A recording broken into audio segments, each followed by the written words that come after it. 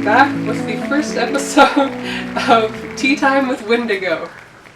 And we're here today with my lovely friend Tianna, and Hello. We're going to be talking about some very interesting paranormal happenings. Yes, I got a lot of stories to tell, so I'm happy to be here. Awesome.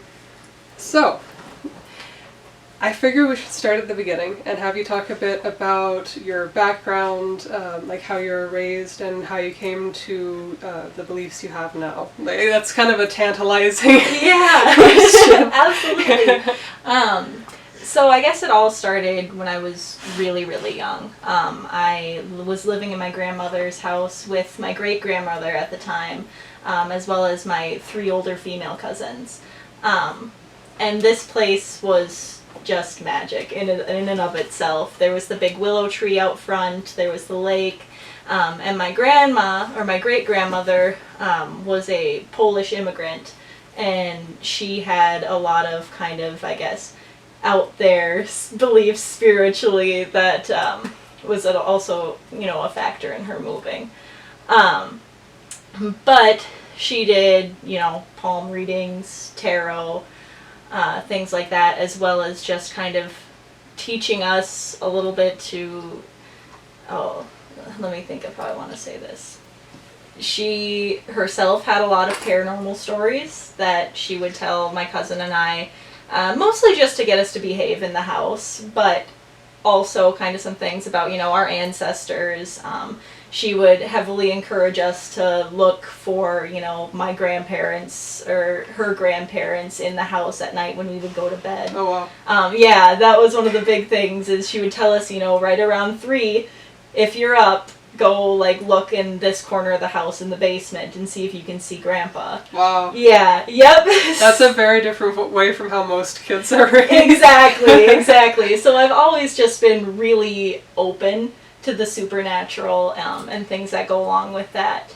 I know one of the stories she had told us growing up was that there was this entity that would live in the willow tree. And she would kind of watch over us when we would play and stuff during the day, but at night, if we didn't eat our food, we had to bring it out to the willow tree and sit at the bottom. She called it Lucy.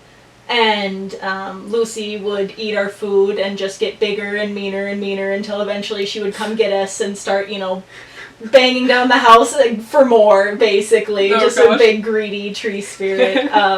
So we behaved. We were pretty good kids. Yeah, had a lot of experiences with that. Or I know one thing that we would do growing up, my cousins and I, and that my great-grandmother heavily encouraged, was to go and leave these little, just kind of cloth dolls that we would find at all of, like, our craft fairs and things like that. Would take these and leave them around in the gazebo for, like, the fairies and spirits to play with.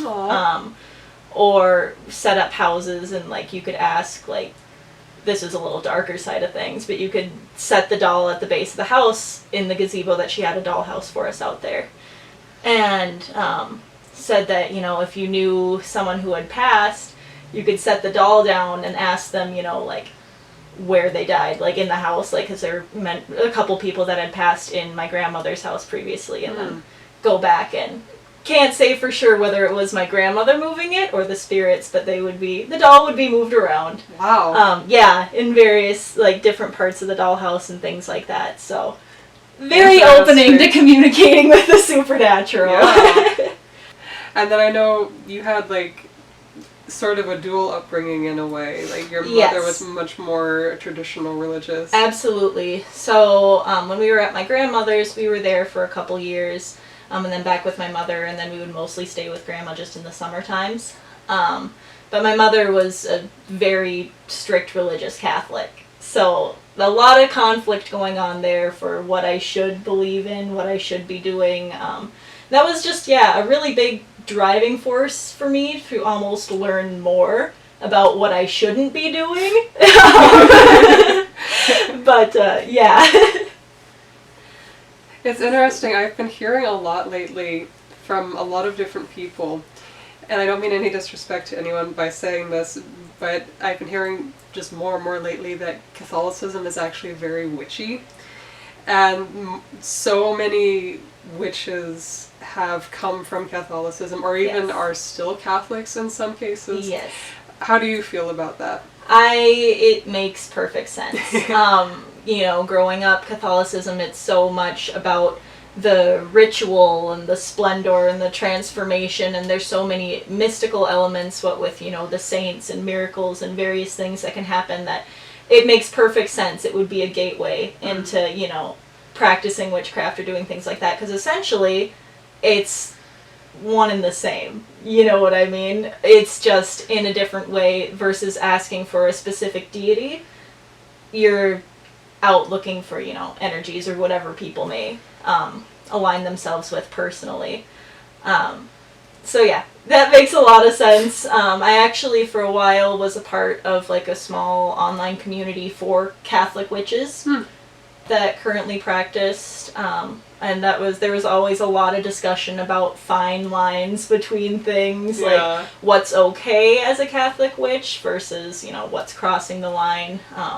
Certainly like any kind of like black magic, hexing, anything like that was frowned upon, but definitely encouraged to do ritual and express yourself in like more the white and green, lighter ways of magic. Yeah, I can imagine. Yeah. So do you currently consider yourself kind of a witch, or? I do, but it's a term that I use loosely. There's a lot of ideas that come to mind when you use the term and refer to yourself as a witch, especially to most people. My private friends, people that I know, I'll happily be like, yeah, I'm a witch, that's what I do. But I usually beat around the bush a little bit just because I get so tired of the same conversations when you bring it up, like, oh, don't put a curse on me, like, are you gonna do... Yeah, things like that. Oh, so you know, practice Wicca, you do, like, the candles, or blood gets thrown into the equation if you're doing... all kinds of crazy things that come to people's minds, and people definitely look at you differently, almost as if, you know, people definitely look at you like you're crazy if you come out and tell them that you're a witch, because they automatically assume that you're believing that you're practicing this fantasized picture of magic that's been, you know, through our culture, books, TV, everything. There's definitely a lot of power kind of put, you know, behind the word magic and witchcraft and things like that. But yeah, I'm a happy witch, happy nature witch. And how did you arrive at that? Do you think it was mostly because of your grandmother's influence, or did you kind of find your own path along the way? My grandmother was definitely a big influence on it, but again, what with my dual upbringing, it was something that I guess I never acknowledged much until I was older and kind of more out on my own, and I just really started reading, and reading about what it interested me, and that's what interested me, and it just kind of took off from there. And then now, you know, I've met a couple other like great practicing witches that I kind of have gotten some guidance from on things. Oh, nice. And stuff like that. And I would definitely say that right now, even my journey into witchcraft is still very young, but there's so much to learn about it. But that's the great part of witchcraft, is there's no direct path. It's, you know, unlike Wicca, where it's very like organized. And things like that with the ritual and holidays. I just kind of go on my own and follow my own spiritual journey, which is at its rawest form what witchcraft is all about. Nice. Now might be a good time to explain to people who aren't familiar with witchcraft and magic. Like we were saying, we have such a idea from media. Like, how do you practice? What do you think magic really is? Do you see any direct effects of it in your life, and if so, how? Yeah, so I guess the biggest part that I've noticed directly is my own energies.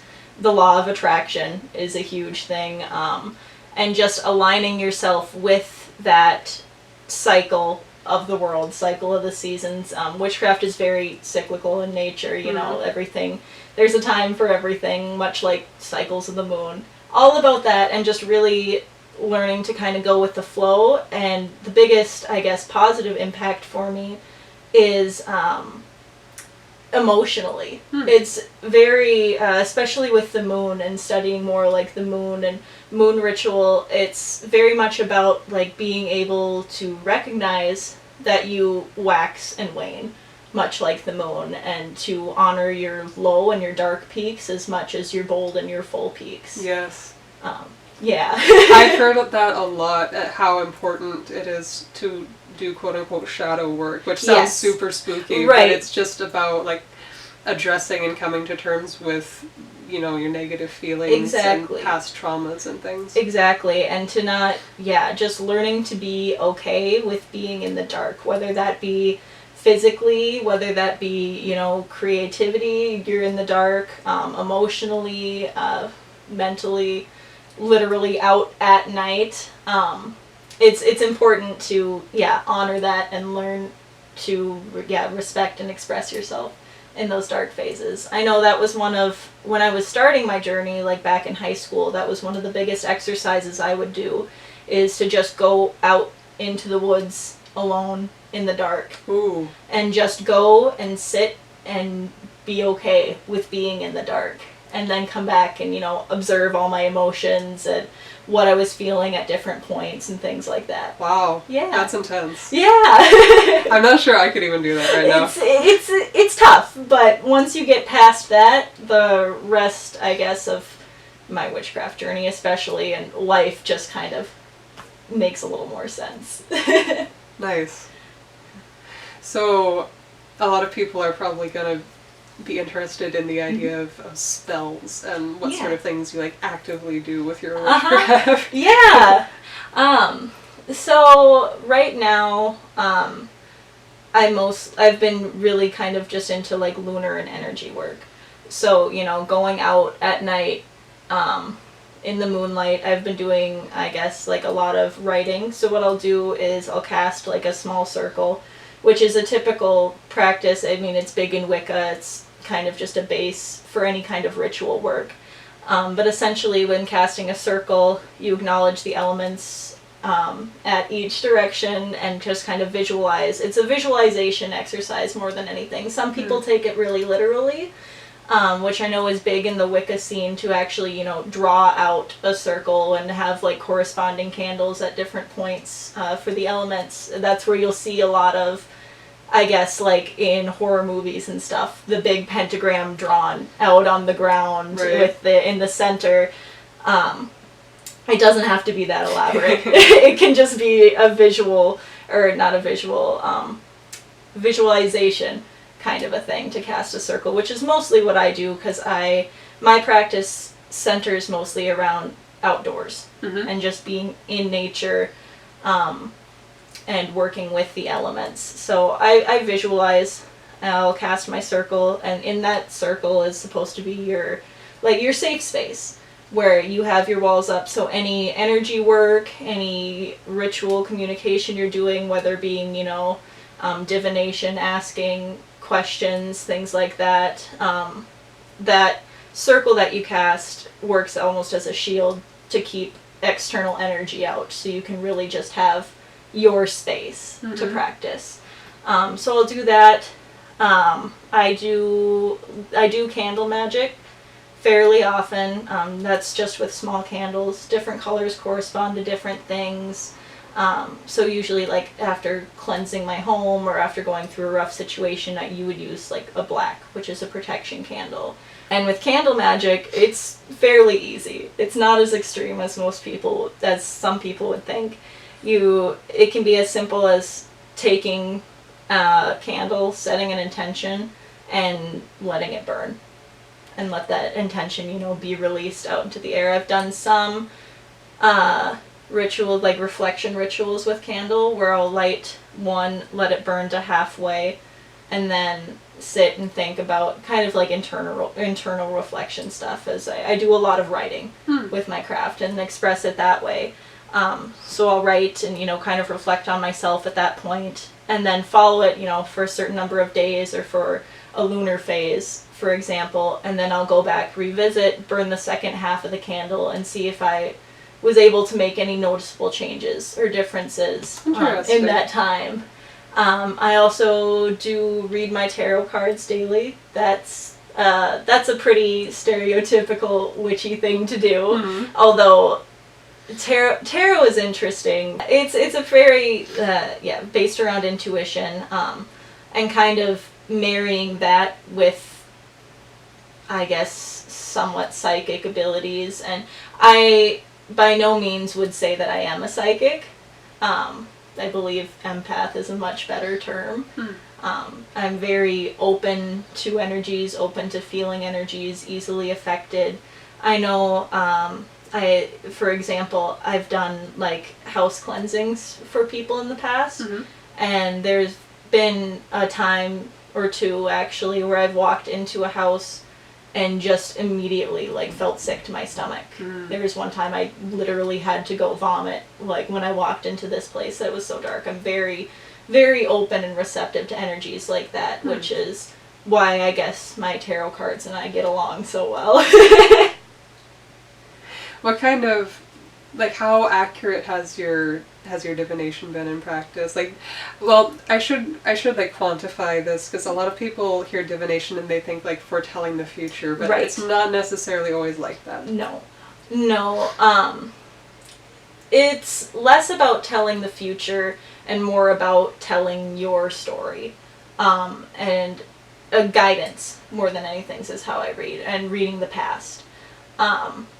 I know there's some people out there that do kind of read the future with things like that. That's not something I've so much dabbled in. I've more done with like the past and with reading myself, and where I'm at kind of in my personal journey. What's the question again? Like how accurate does your Okay. divinations tend to be? Okay, so in that sense, they've been very accurate. I know I've done a couple readings for people, and I don't read other people very often, mostly just because I am so fairly new to the craft and also so susceptible to energies that sometimes it can just be really overwhelming for me. Interesting. And I'll get, really lost, really sidetracked, and just kind of overwhelmed and like during the reading. So I don't tend to do that as much. It's getting a lot better now, and I'm opening myself up to doing more readings for people now. But, there's definitely been instances when I've been reading someone and I'll pull cards that, suggest things from the past or past traumas and things that have happened that have been spot on that I hadn't known about. And sometimes one of the greatest feelings, and also one of the hardest, depending on whether it's good or positive, is just seeing people's facial reactions as you're doing a reading, and just when that kind of hits them that, oh, that's a little spookily spot on, what's going on. I've definitely had that with someone who had no belief whatsoever in tarot in the past, so I didn't think it would go super well, especially since they weren't open to it, but by the end of the reading they were pretty okay and asked for more. Nice. Yeah. That's actually been my kind of experience with tarot as well. Is I used to come to any kind of paranormal anything with an extremely hardline skeptical approach. And I ended up buying a tarot deck at a thrift store because I just enjoy collecting esoteria like that. And when I was going through a rough time in my life about a year ago, I randomly decided, all right, what the hell, I'll give it a shot. Exactly. I know you're not supposed to do like too many readings for yourself, especially about the same subject. Yeah. So I tried, I did a lot of reading about how to do it, and I spaced it out over a couple months, and I think I did about 4 readings in total. Okay. And I had read like you're supposed to shuffle a deck 8 times before each reading, and then I would shuffle it again before I put it back in the box after I was done. Every single time, I did the same spread, and I got the exact same cards, in the exact same orientation, in the exact same place on the spread, 4 different times, several months apart. And I know in a playing card deck, like, the chances of the same cards lining up in the same order is astronomical. Yeah. And that was kind of the pivotal moment for me of shifting my mindset towards the unexplainable. Exactly. So. Exactly. And you get to see that, like, in more than one person doing readings for other Yeah, people. That must be exactly. interesting. It's super interesting. The same person I was talking about that I had pulled the cards and brought up past trauma, we had a similar experience to where I kept getting the same 3 cards in the same position every spread, and it was eventually like, okay, they're trying to tell you something here. We should make some moves, but yeah. And I know personally I've just gone through a lot of shifts in my life lately, and so I've been doing like my daily readings. I'll just do like a 1 card pull, just as a like reflection, kind of as a what guidance do you have for me today to help me, you know, deal with change and things like that, or whatever it may be. And yeah, for a long time there, that's all my cards, that's what I was getting, was my rebirth, my happiness, balance, things like that, and they were all just kept lining up, and I have been journaling all of those as well, so it's been really interesting to go back and read, especially over the past couple months, what my cards have been saying versus what has been actually happening in my life as well. Interesting. Yeah. That's a good lesson, is to keep track of everything, right? Yes. Detailed notes. It might surprise you what you find when you look back and reflect. That's good advice. Let's go back to your childhood and paranormal experiences. Can you think of any like specific experiences offhand that really stuck with you all these years? Yes.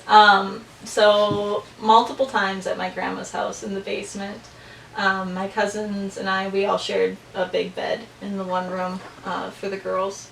Well, it was only the girls there, but you know.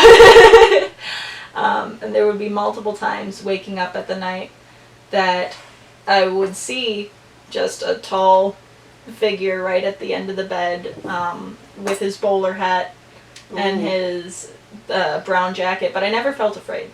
I was always very comfortable seeing him, and the first time I was very startled, but then after that it just kind of became a fairly reoccurring thing for a while. I would say like over about like a month or so over the summer, until eventually I'd asked my grandma about it, or my great-grandma about it, and because my great-grandfather had passed before I was born, her husband, and it fit the description perfectly. She had a picture of them with his bowler hat and she always had large fur, like big fur coats, and her fur coat, and he was in that same suit. I don't remember what the event was that they were going to, but yeah, so that was always interesting. But what I find fascinating, especially as a child, is I never really questioned it. She explained that to me, I saw him, and I'm just like, okay. I was never, trying to communicate or trying to do whatever. I've just always been very, I guess, accepting of spirits and their presence just out and about in their daily lives. When I was really, really young, before then, this is a story that I've been told many times, couldn't say I remembered it, but one thing I would do is I would somehow crawl out of my crib at night and go out to the windows that overlooked the lake and just sit and talk to what my mother thought was nothing. And my grandma always was just like, oh, she's talking to the spirits, the grandpa, like all of this. And yeah, so eventually I got baby gate on my door because Mom was a little creeped out by that. That's a big one. I've had a lot of experience, not a lot of experience, but a couple key experiences, I guess, throughout my life, and even when I've been older, being kind of visited by spirits that have told me things that are true. I was not in contact with my father for a while, and again now, but not getting into that. And at one point I had a figure come to my bed and tell me that he was getting married. And so I, messaged my father a couple days later, and just kind of said, like, congratulations. And here, sure enough, he and his girlfriend at the time had eloped and not told anybody. Oh, wow. Yeah. Or I knew I was pregnant with, I wasn't pregnant.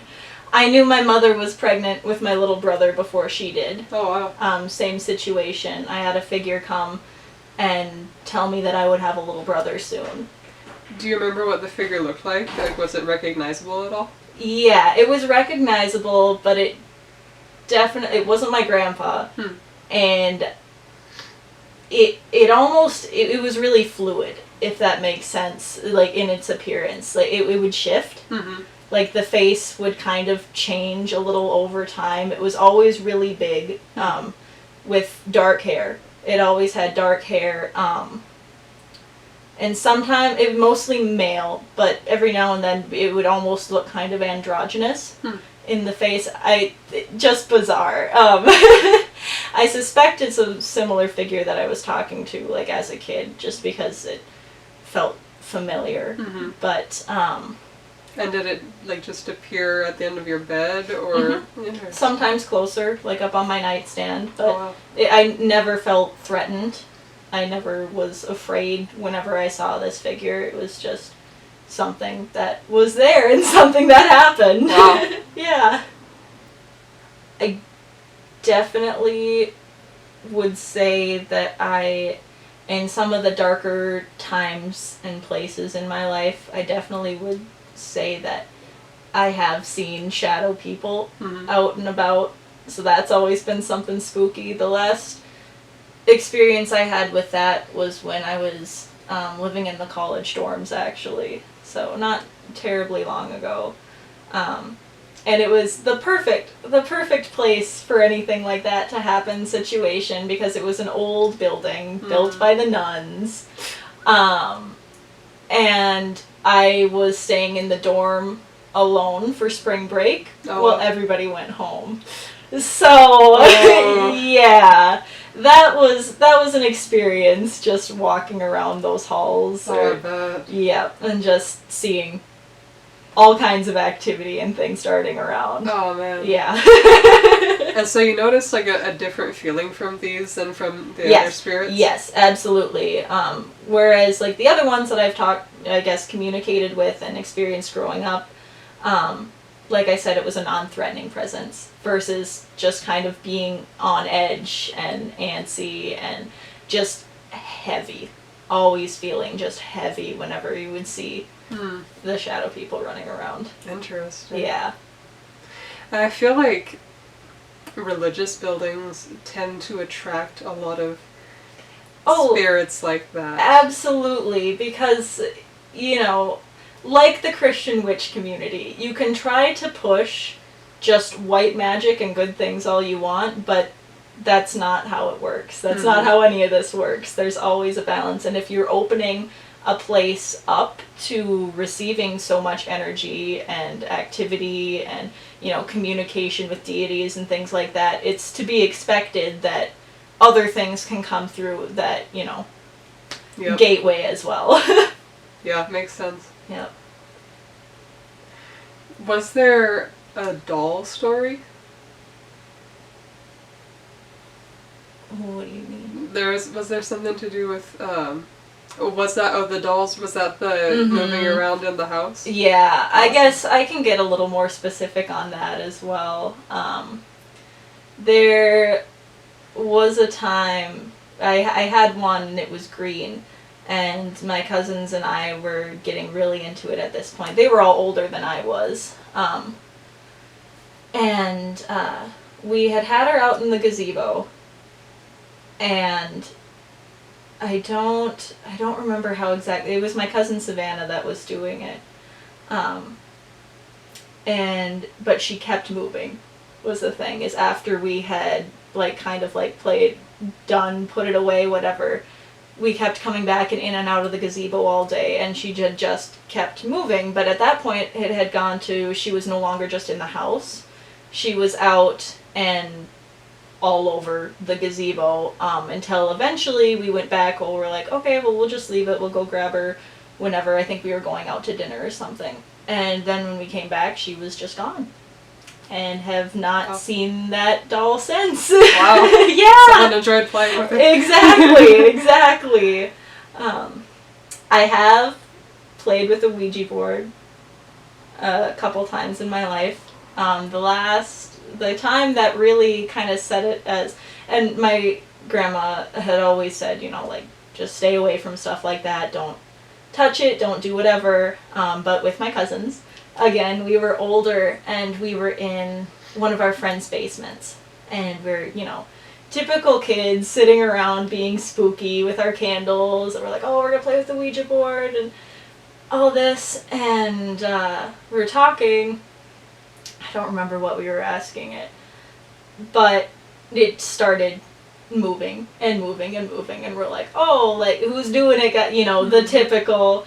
And then one of the candles had actually kind of just burst up and caught, because it was down in their basement where they did laundry, caught one of her mother's sheets on fire. Oh. Yeah, just we had it down on the ground and it just kind of straight up. Yeah, so that was the last time I'll have any of that in my home or nearby if I can. Did it spell out anything in particular that you remember? Just a back and forth with yes and no's. Oh, interesting. Yeah, which was we couldn't get any direct answers, which is why we kept asking more, and then it kept moving faster until eventually the sheet caught on fire. Okay. So something was not super happy with us. Yeah.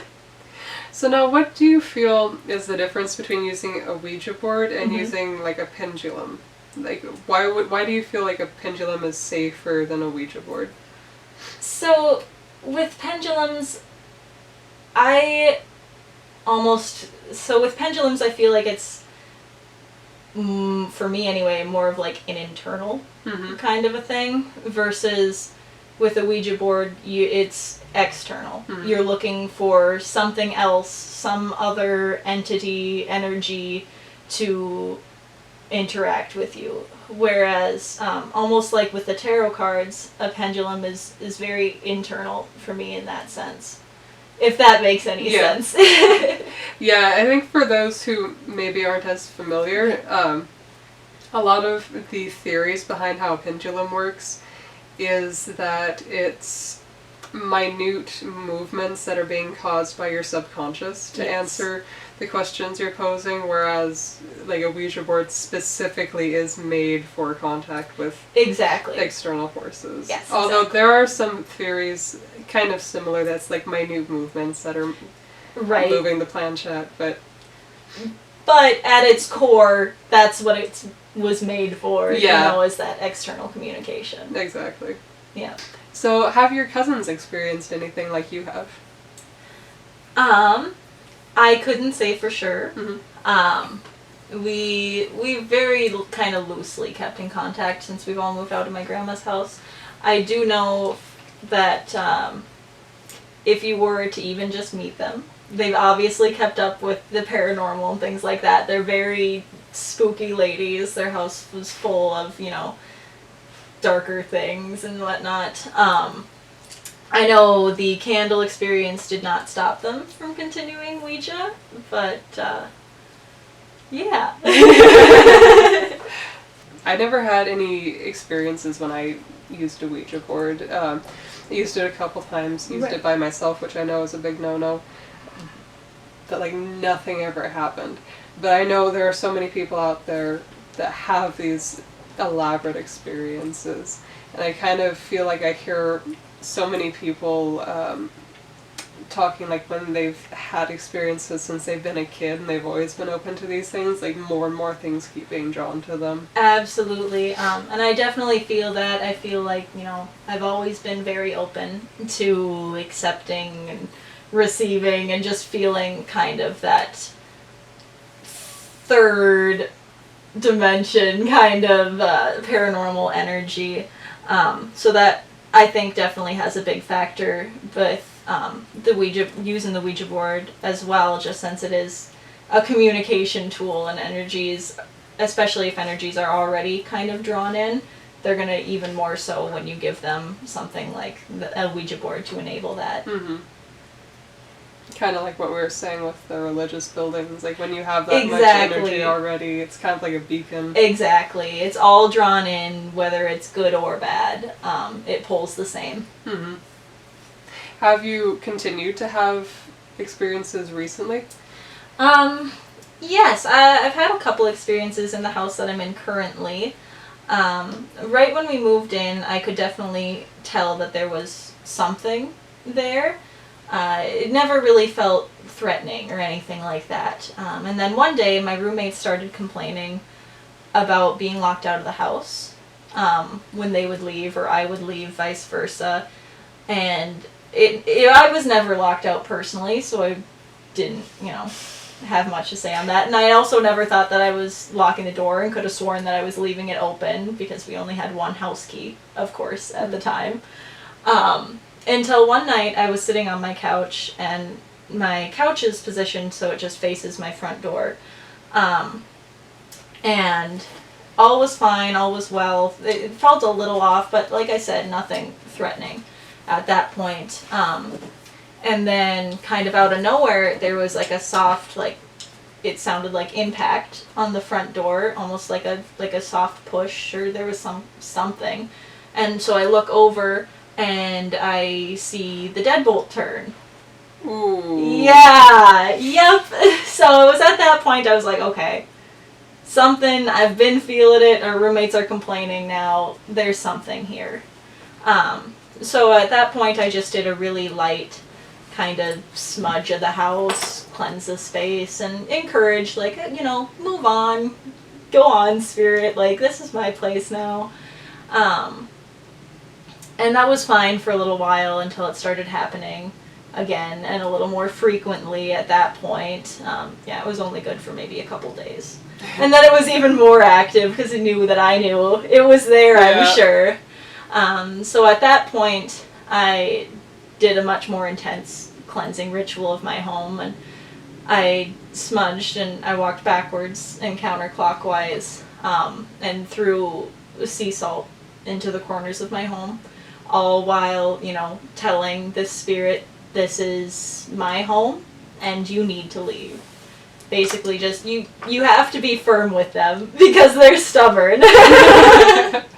And yeah, you have to kind of set your foot down. And after that, haven't really had too much experience like that. I haven't felt, I guess, that specific energy again. However, maybe 2 years later, things were kind of tense in the household. It was right around Valentine's Day, and I had bought my significant other a bouquet of balloons for Valentine's Day, something cute, and they were in the living room. And I have a dog. My dog was terrified of the balloons. He didn't want to go near them, wanted nothing to do with them. And then one night, we were going to go upstairs to go to bed, and normally he bolts up the stairs really fast when you tell him it's time to go to bed and whatever. But this time I heard him go up about halfway and stop. And I come around the corner to see what he's doing, and here is that bouquet of balloons now on my stairwell, keeping my dog from going up to the bedroom. So I'm like, okay, well, thought maybe it was the cats or something moving them, because they dangle. So the next day, I shut them in the room, and then they would move around again, mostly just upstairs, till eventually I would find individual balloons downstairs, well, the bouquet upstairs, things like that, and I'm like, okay, something's here. So very much just kind of did about the same ritual as I did with our first spirit, although something to note is I had been not practicing, I guess, any of my craft or anything like that for a while. I had been out of practice, and I was a little kind of shaky about it. I wasn't nearly as firm, and I know at one point while I was upstairs cleansing, I went into a room, and then when I came out of the room, there was a balloon hanging right there. Yeah. right for me, right at the things. And the balloons definitely felt a little more threatening than the lock. So seeing that one out in the hallway, definitely a little setback. Caught me off guard, spooked me a little bit because I had never, I guess, up until that point, had a whole lot of physical, like, visual pushback while doing a cleansing. It's mostly just been, like, energy-wise.